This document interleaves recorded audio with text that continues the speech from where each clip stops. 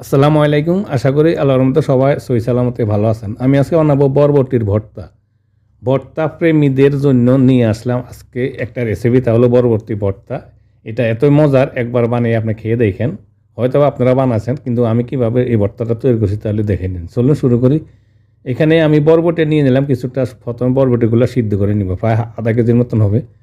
আর একটা সসপ্যানে পানি গরম করে নিয়ে নিয়েছি অলরেডি। বরবটিগুলো দিয়ে দিলাম, বরবটিগুলো এখানে সিদ্ধ হতে থাকুক। আর সিদ্ধ জন্য আমি ঢাকনা লাগিয়ে দিব। এবার অন্য সাইডে অন্য একটা চুলাতে আমি এখানে টেলে নিব পেঁয়াজ কাঁচামরিচ। এই জন্য 1 টেবিল চামচ সরিষার তেল দিয়ে দিলাম। সরিষার তেল দিয়ে ভর্তা করলে ভর্তাটার টেস্টটা ভালো হয়। আর সরিষার তেল দিয়ে অবশ্যই ভর্তাটা করে, সবাই করে। এখানে আমি ছোটো বড়ো মিলে 4টা কাঁচা শুকনো মরিচ আমি টেলে নিব। এই মরিচগুলো আমি কিন্তু করব না, মানে ভর্তাতে দেব না, ভর্তার সাথে রাখবো আর কি। এই জন্য প্রথমে মরিচগুলো আমি টেলে নিয়ে রাখলাম।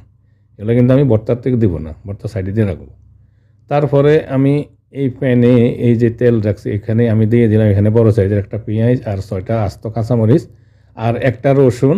আমি কোষ নিয়ে নিছি, রসুনের 5-6টা কোষ হয়েছে। এবার আমি মরিচ পেঁয়াজ আর রসুনগুলো একটু ফ্রাই করে নিব, মানে যেভাবে খোলাতে টেলে নেয় এভাবে টেলে নিলাম আর ফ্রাই করে নিলাম। দেখুন একটা কালার এসে গেছে। ফ্রাই করে নিয়ে এবার আমি এই পেঁয়াজগুলা এক সাইডে রেখে দিব। আর অন্যদিকে আমি যে বরবটিগুলো বয়েলে দিছি এটা তো কিন্তু বয়েল হয়ে গেছে, মানে বলক এসে গেছে, বয়েল হয়ে গেছে। আমি 2-3টা বলক উঠিয়ে নিছি। এবার আমি পানিগুলো সেঁকে নিয়ে নিলাম। তারপরে ছোটো একটা ব্লান্ডার নিয়ে নিলাম। ব্লান্ডারে প্রথমে মরিচ আর পেঁয়াজগুলো একটু ব্লেন্ডার করে নেব, এরপরে বরবটিগুলো দিব। প্রিয় দর্শক, আশা করি রেসিপিটা আপনাদের পছন্দ হবে। যদি রেসিপিটা পছন্দ হয় প্লিজ একটা লাইক করবেন আর প্লিজ একটা কমেন্ট করবেন। আর আমাদের চ্যানেলটা সাবস্ক্রাইব করে সাথে থাকার জন্য অনুরোধ করবো প্লিজ। এবার একটা ব্লেন্ডারে নেওয়ার পরে আমি একটু চামচ দিয়ে নিচে নামিয়ে দিই। তারপরে আমি দিয়ে দিলাম বরবটিগুলো আমি একইভাবে ব্লেন্ডার করে নিয়ে নিব। ব্লেন্ডার করে নেওয়ার পরে আমি এগুলো ফ্রাই করবো আবার আর কি। এবার একটা চামচ দিয়ে আবার দোনো সাইডে যে উপরে উঠে গেছে সাইডে থেকে নামিয়ে দিলাম। আবার একটু ব্লেন্ডার করে আমি এগুলা বরবটির ভর্তাগুলো মিহি করে নিয়ে নিলাম। দেখুন ভালো মতন মিহি করে গেছে, যেহেতু আমার কাছে পাটা নাই। এবার এখানে আমি প্যানে দিয়ে দিলাম আরও 1 টেবিল চামচের মতন সরিষার তেল। তারপর তেলটা গরম হওয়ার পরে দিয়ে দিলাম সামান্য কিছুটা সরিষা দানাটা একটু ভেজে নিব প্রায় আধা মিনিটের মতন। এতে করে সরিষা দানাটা কিন্তু একটু ফুটে আসে আর কি। এরপরে আমি দিয়ে দিলাম যে বরবটির মিশ্রণটা আমি ব্লেন্ডার করে রেখেছি। বরবটির মিশ্রণটা দিয়ে আমি ফ্রাই করে নেব। এভাবে আমি 6-7 মিনিটের মতন ফ্রাই করে নিয়ে নিব, মিডিয়াম হিটে রেখে ফ্রাই করে নেব।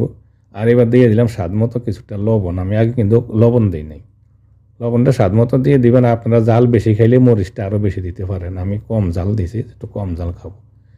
সব শেষে দিয়ে দিলাম ধনিয়া পাতাও। 6-7 মিনিট ফ্রাই করে নেওয়ার পরে ধনিয়া পাতাটা দিয়ে আরও 1 মিনিটের মতো একটু ফ্রাই করে নিই।